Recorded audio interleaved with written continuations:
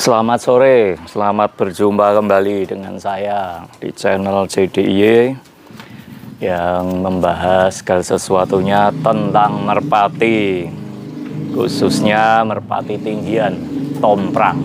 Ya.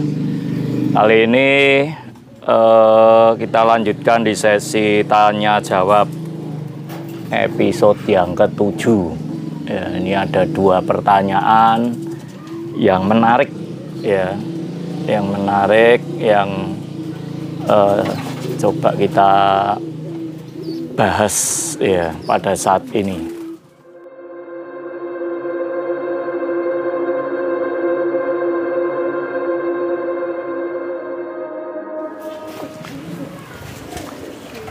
Ini ada yang bertanya begini pertanyaannya ya. Saya sering mendengar ada istilah ya, merpati pangkat ya. Jadi yang dimaksud itu apa sebetulnya kok ada merpati pangkat? Jadi gini, yang saya ketahui ya, pengertian merpati pangkat ya, ini memang hanya ada di merpati kompetisi ya, merpati yang memang kita siapkan untuk mengikuti kompetisi ya, terutama kompetisi ini yang sifatnya mengadu kecepatan ya, mengadu kecepatan dan ketangkasan ya. Itu bisa juga di merpati kolong, bisa juga di merpati tinggian tomprang, atau bisa juga di merpati balap ya. Tidak berlaku untuk merpati hias ya. Jadi yang dimaksud dengan merpati pangkat itu seperti ini. Ada merpati ya yang pada saat proses latihan ya, itu kinerjanya luar biasa ya, masuk kategori burung yang bagus ya, atau mungkin istimewa ya. Jadi dia kalau pada saat proses latihan itu kerjanya bagus sekali ya, terbang tinggi ya, turunnya kenceng ya, tepat betina ya, pokoknya kinerjanya bagus ya. Tetapi pada saat merpati itu diikutkan lomba, ya, kompetisi, diadu, ya, merpati itu jarang sekali bisa memenangkan pertarungan. Ya. Ada aja alasannya ya, dia kalah. Ya. Nah, merpati yang seperti ini bisa disebut merpati yang tidak memiliki pangkat. Ya. Nah, sebaliknya merpati pangkat itu merpati yang kalau latihan itu cenderung biasa-biasa saja ya. Tetapi pada saat dia mengikuti lomba ya, dia mengikuti kompetisi, diadu ya. Itu sering sekali menang ya, sering sekali menang. Jadi ada aja alasannya merpati itu bisa memenangkan aduan pada saat itu. Nah, itu yang disebut dengan merpati memiliki pangkat. Ya.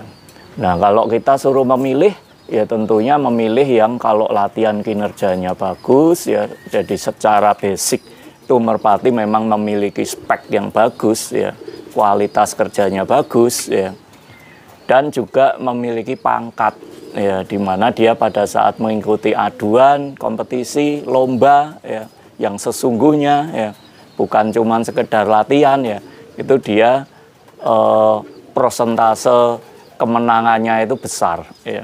Jadi misalkan 5 kali diadu ya 4 kali menang ya. Itu bisa disebut juga merpati yang memiliki pangkat ya. Dan ada juga merpati yang dia kalau diadu dan mungkin hanya kecil-kecilan ya, istilahnya meng jagungan ya, cuman jagungan itu malah sering kalah gitu loh ya, ya kadang menang, sering kadang kalah ya. Tapi pada saat dia di event yang utama ya, di aduan tomprang atau lomba yang utama ya, itu dia sering pulang bawa piala ya, sering podium ya. Nah itu adalah bisa juga disebut sebagai merpati yang memiliki pangkat ya. Jadi makanya kalau kita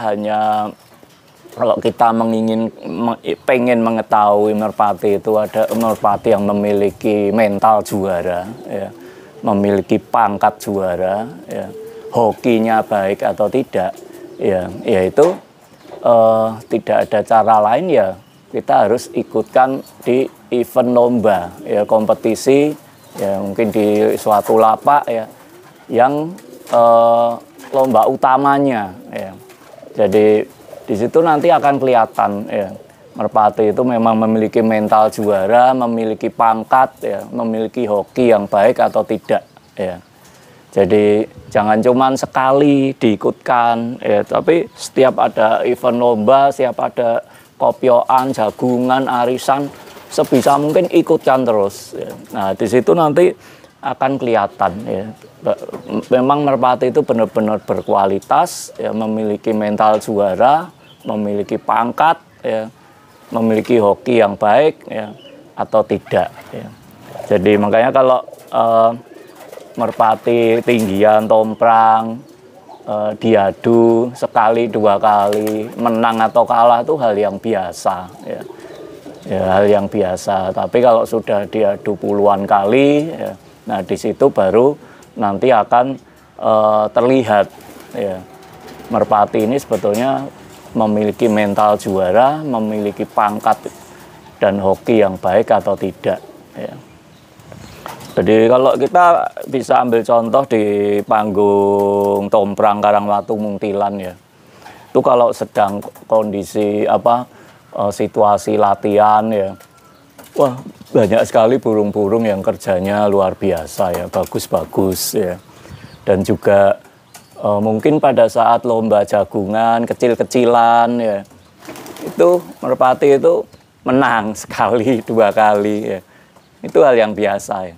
Tetapi pada saat di event lomba utama ya, merpati itu tidak pernah muncul, bahkan di 3 atau 4 besar aja tidak pernah muncul ya. Seringkali malah di putaran pertama sudah gugur ya. Nah itu makanya pentingnya dalam memiliki player ya, terutama di merpati tinggian tomprang itu, di samping satu kinerjanya yang bagus ya, kedua juga merpati itu memiliki mental juara, memiliki pangkat ya, dan hoki yang baik ya, hoki yang bagus ya. Jadi itu semua bisa didapat ya, kita bisa mempersingkat waktu ya untuk memiliki merpati seperti itu ya. Paling gampang adalah kita bisa melihat jalur induk atasnya, terah ya, darahan ya, makanya itu buat saya sangat penting sekali ya. Tadi pertanyaan pertama semoga bisa menjawab ya, yang mengenai merpati pangkat itu yang seperti apa ya. Nah pertanyaan yang kedua ini ada yang menanyakan, Pak C, tolong jelaskan yang dimaksud merpati nyolong petek itu seperti apa. Kata nyolong petek sendiri sebetulnya kan ini dari bahasa Jawa ya. Jadi kalau arti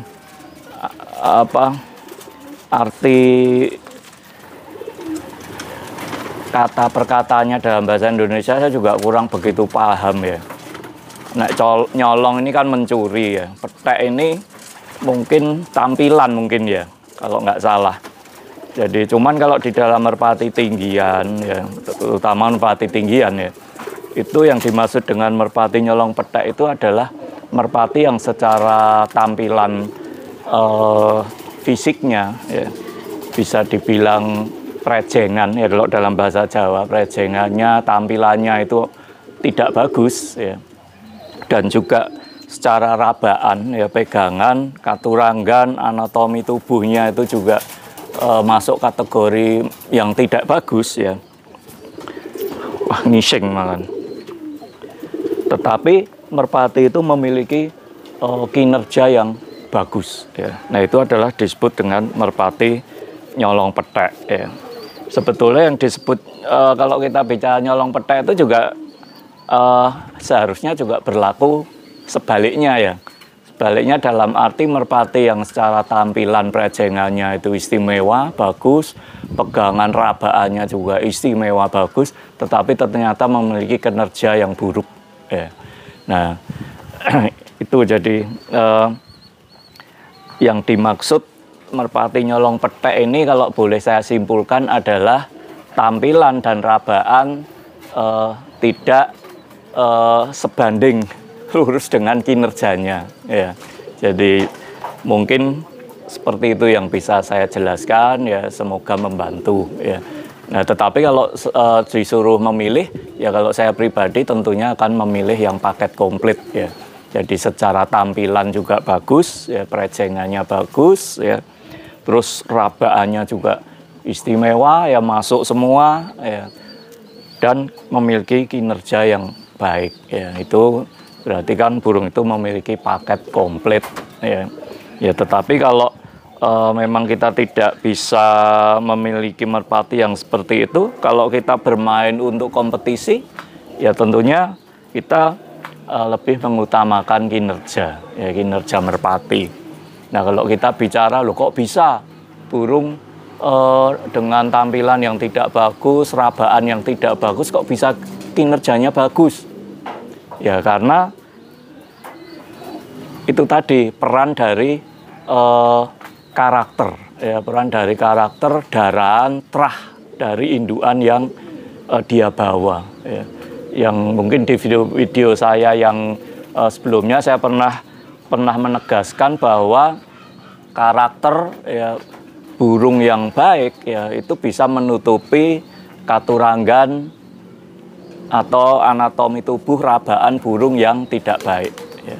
Makanya kalau suruh memilih, saya lebih memilih lebih mementingkan saya tahu darahan trah ya, dari induan entah induan dekat atau induan jauhnya ya, itu saya lebih memilih itu untuk saya gunakan merpati itu untuk ikut di kompetisi ya. Oke, saya kira itu semoga bisa menjawab ya. Ada salah kata atau hal-hal yang tidak berkenan mohon dimaafkan ya. Yang sekiranya bermanfaat ya silahkan diambil ya, yang sekiranya tidak bermanfaat ya dilewatin aja ya, karena di sini sekali lagi kita hanya berusaha untuk berbagi pengalaman aja ya, yang saya tahu ya.